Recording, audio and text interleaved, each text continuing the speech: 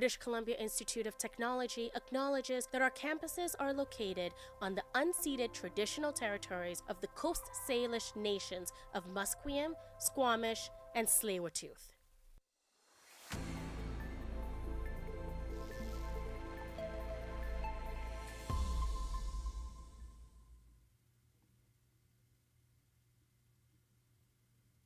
Good morning, I'm Isabella Calisi, and welcome to your news update to 11:30. Today is the anniversary of the October 7th attacks in Israel by the militant group Hamas. Vancouver's Mayor Ken Sim says the city condemns Hamas's act of terrorism and will always stand with the Jewish community. Sim says that he will not allow hatred to take root in the community, and although the city respects the right to peaceful expression and protests, he says to anyone that is celebrating the attacks that you do not represent the values of Vancouverites. Today, Vancouver police are increasing their presence at faith-based schools, places of worship, and protests around the city. The police chief constable, Adam Palmer, says the response is in consultation with both the Jewish and Muslim communities. Last year, 1,200 people were killed and 250 were taken hostage by the group. This later led to the ongoing conflict between Israel and Gaza, displacing many Palestinians, causing uproar around the globe. And the founder of Lululemon, Chip Wilson, had his divisive political sign vandalized this weekend. The sign was placed on his lawn and stated, "EB will tell you that conservatives are far right, but will fail to tell you that the NDP is communist." Today, NDP leader David Eby condemned John Rustad, saying the conservative head is on the side of billionaires like Wilson. He's on the side of Chip Wilson. He's on the side of the billionaires and the real estate speculators. And I'm on the side of the people who are trying to get by or facing higher costs and struggling in different ways. That problem is not going to get solved with spray paint. The problem is getting solved with votes. This morning, Eby announced his party's plan to support kids and families by providing better learning and care in schools. The plan includes a mental health counselor for every school and an educational assistant in every classroom from grades K to 3. Eby says his party wants to build tens of thousands more child care spaces over the next 2 years, with $500 million in capital. And as BC struggles with wildfires every year, smoke inhalation injuries are becoming more common amongst firefighters. Our reporter Ryan Bowles has more on how one Emily Carr student is trying to protect wildland firefighters. The 2024 wildfire season in BC ranks among the worst the province has faced. According to the BC Wildfire Service, over 2,000 fires have burned since April 1st. As a result of these fires, smoke inhalation injuries have become more common in BC, with most respiratory protections being non-mandatory. Angus Dewgood, a former student at Emily Carr University, designed a respirator to aid in preventing these injuries. The product, called Respire, was Dewgood's final project at Emily Carr University, and is a small, sleek-looking respirator that looks similar to scuba diving gear. Symptoms common to smoke inhalation can include coughing and shortness of breath, and long-term exposure can lead to respiratory illness like COPD, and in severe cases can cause heart attacks and strokes. Ryan Bowles, BCIT's The Crow. And Stephen Armand is the only chef from BC to go to the regional finals for the San Pellegrino Young Chef Academy competition. This is a global contest that identifies the world's best chefs. Armand says it feels quite cool to represent his home on a global scale and that it provides him a chance to showcase the unique climate of Vancouver Island. The regional finals will be held on October 23rd and will include competitors from Ontario and Quebec. And in international news, the European Space Agency has sent a spacecraft to investigate an asteroid that may come to Earth. Cherry Preston has more. The European Space Agency's Hera spacecraft, about the size of a small car, has now begun its 2-year journey to a small asteroid known for little else besides the fact that it was used as a dress rehearsal to save the Earth. In 2022, NASA launched its own spacecraft called DART toward the same asteroid to see if it was possible to knock it off its course, if such a rock were headed towards us. All of it will be studied and looked at by Hera using the dozen or so science instruments on board. Sherry Preston, ABC News. And for weather today in Burnaby, it will be a mix of sun and cloud, with the high being 19 and a low of 12. And for today, that's been your news update for 11:30. I'm Isabella Calisi, and you're listening to BCIT's The Crow.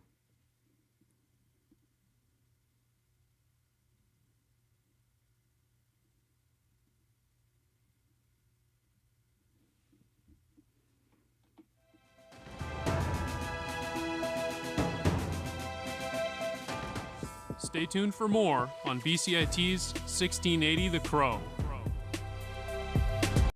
This is 1680 The Crow, and you're listening to our feature presentation.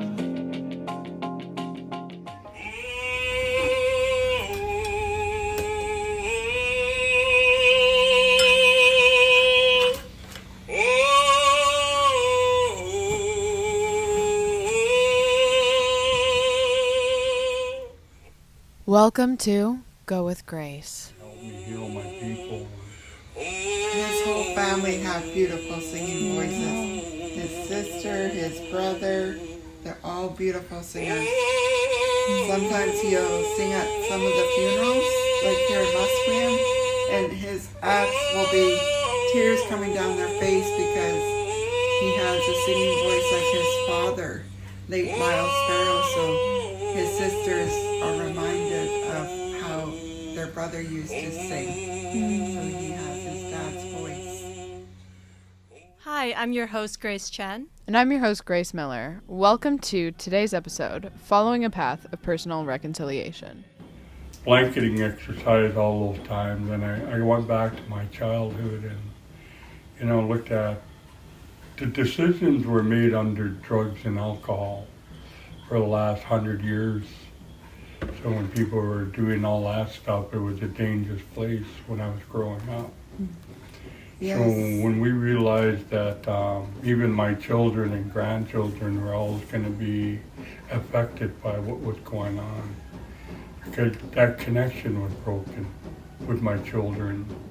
Our journey began at the Sparrows' residence on Musqueam 2 land, where we spoke with Martin Sparrow, an elder, and his wife, Shauna Sparrow, founder of Moontide Reconciliation. She specializes in the Kairos blanket exercise, a visually immersive experiences that places people into the history of indigenous peoples and what they went through. So I was born in 1968, and my mother passed away in 1971. So when she passed away in 1971, I became a 60 scoop.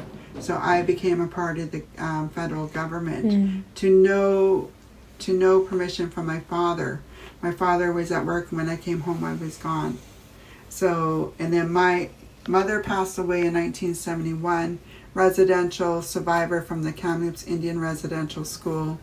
Father, survivor of the Kamloops Indian Residential School, and he passed away in 2023. So when he passed, on both ends of the spectrum, you know that mother passed away way too soon from the impacts of residential school. And then you have father, big time impacted because he was the oldest in his family, so he tried to protect his brothers. So now you know why there was dysfunction within community, within family, and why there was so much drinking back in the day, and why the parenting was the way it was, even when I did meet him, why it was the way it was. As we sat in a circle in their living room, they would go on to explain how colonialism and colonization didn't end with the residential schools and didn't end once Indigenous peoples in Canada gained rights. It's still impacting their lives today. And the few times that I went fishing in the last few years, I dealt with CP Rail, RCMP, and DFO, the Departments of Fisheries officers. So this is who we deal with all the time, is even as Musqueam fishermen, they're dealing with the Department of Fisheries and officers and RCMP, and it's huge racism still out on the waters. After getting to know Shauna and Martin a little bit better, they were kind enough to allow us to attend the Union of BC Indian Chiefs meeting happening at the Musqueam Cultural Center, a few blocks away from their house. Does the door need to be locked? Oh yeah, press the... Just that button? Yeah. Wow, it's a beautiful day. It is. Yeah. That's a solid one, 4 guys walking down on it. Oh, big peppers. And a dog.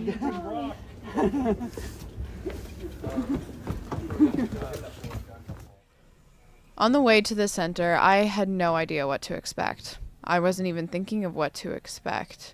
I heard meeting and assumed that it was going to be the same as any other meeting I'd been to before. I was more so grateful that they trusted us enough to let them into their community.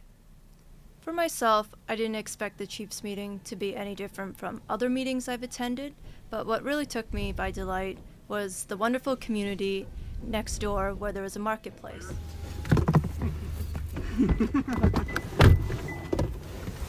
All right, at the Musqueam Cultural Center. It's beautiful. A lot of my teachers had mentioned how beautiful the center was when we brought up the topic of our story that we wanted to cover.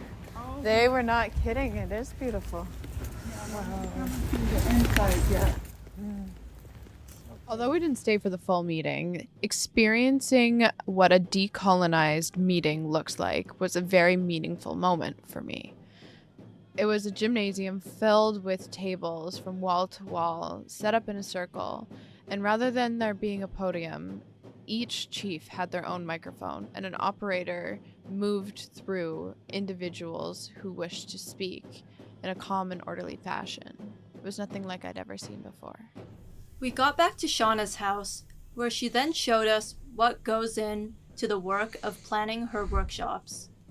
She emphasizes the role that youth facilitators play in her work. So they're actually doing what I used to do.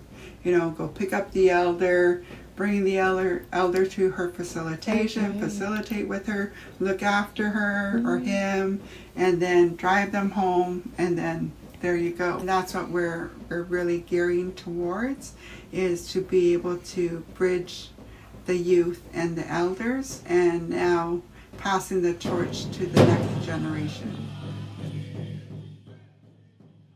Next up, we see plenty of youth involvement, live and in person, with traditional dancing, singing, and drumming.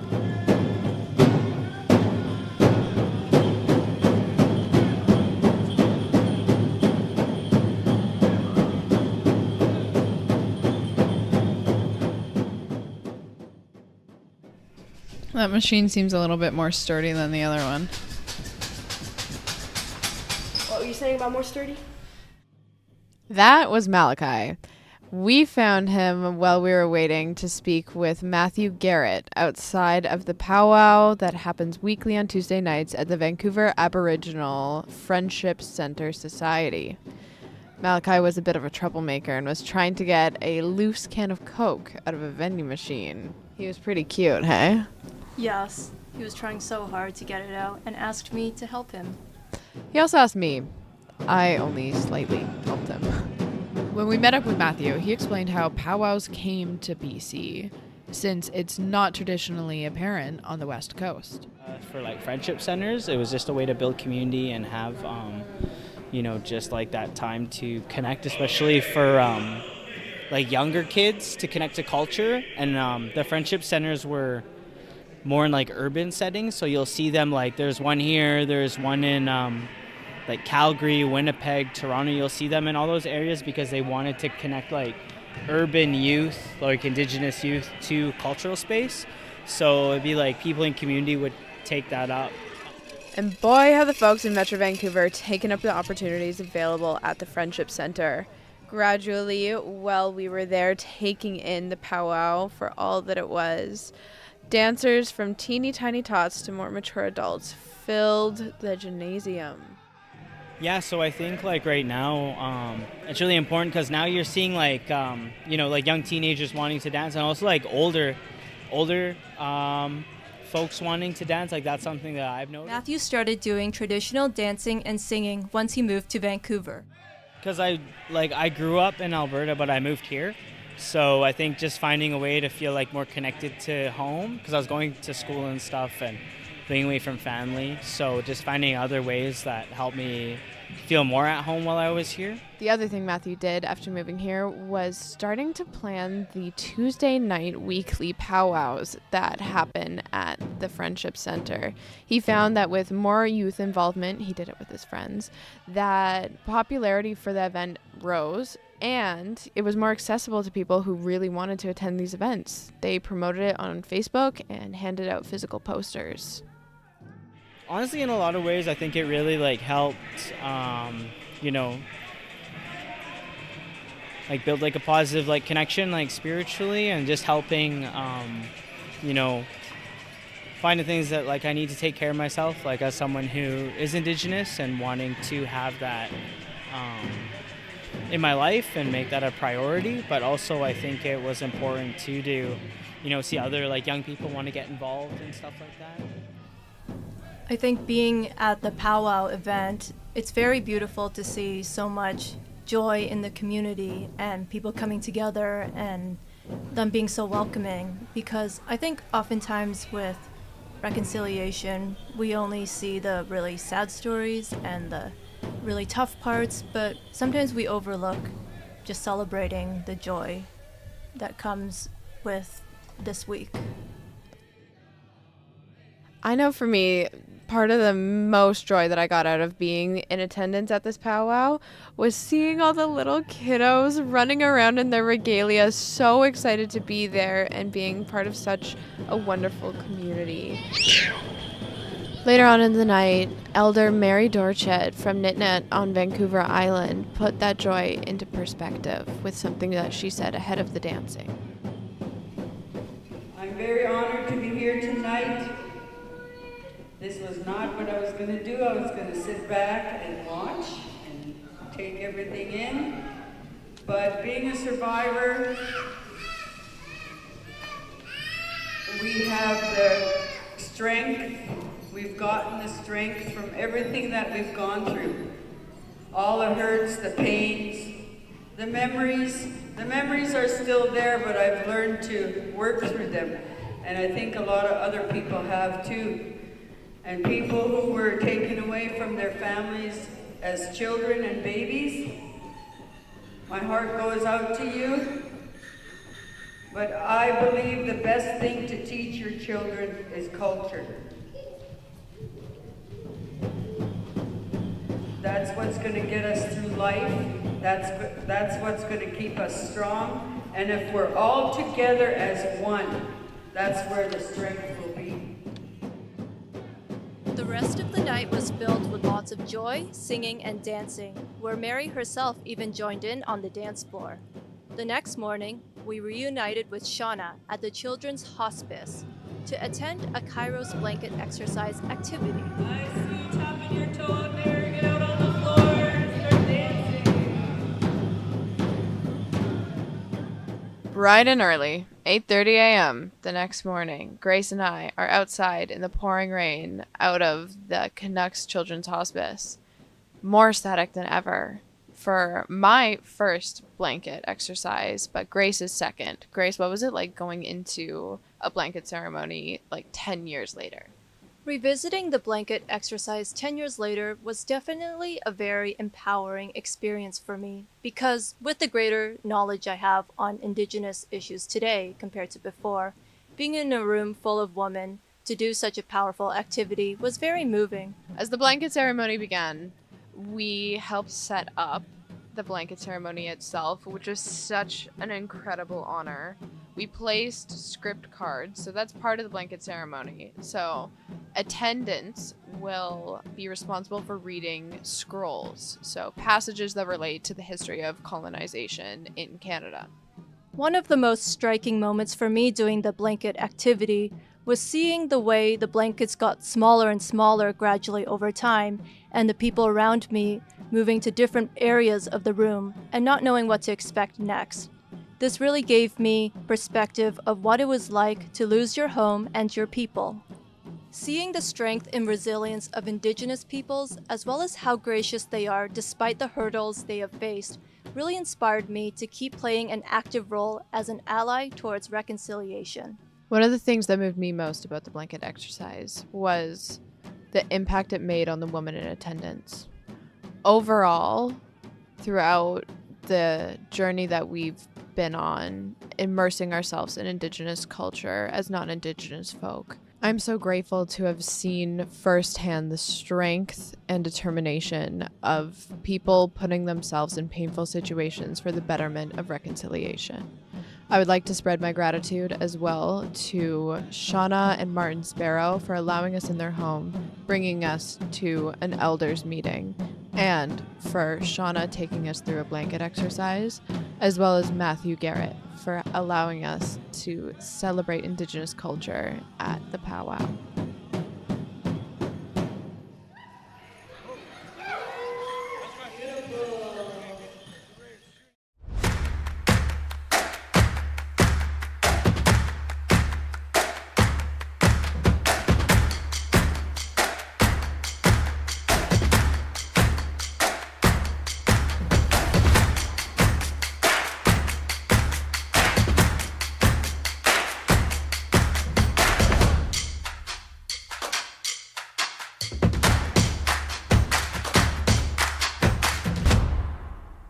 Everything is changing to digital. Everything is online. People aren't just waiting for the 6 o'clock news anymore. People want their news right now. They want to be able to go onto their smartphone, onto the internet, and see the news that they want to see.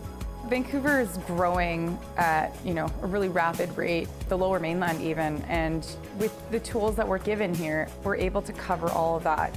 Welcome to BCIT Magazine. I'm Radhika Sikakane. In the program, they really leave it up to you. I mean, the help is there when you need it, figuring out how to use the programs like Premiere, Audition, and figuring out how to use the cameras. But it's up to you to sort of experiment and figure out what you can do when you go out in the field. They brought candles and flowers to remember the student who lost her life yesterday. Teresa May says the international community condemns Moscow. They really make sure that you know the basics and you are able to put out a quality product. I'm Brady Tretanero. And I'm Radhika Sikakane. Thank you for tuning in to BCIT Magazine.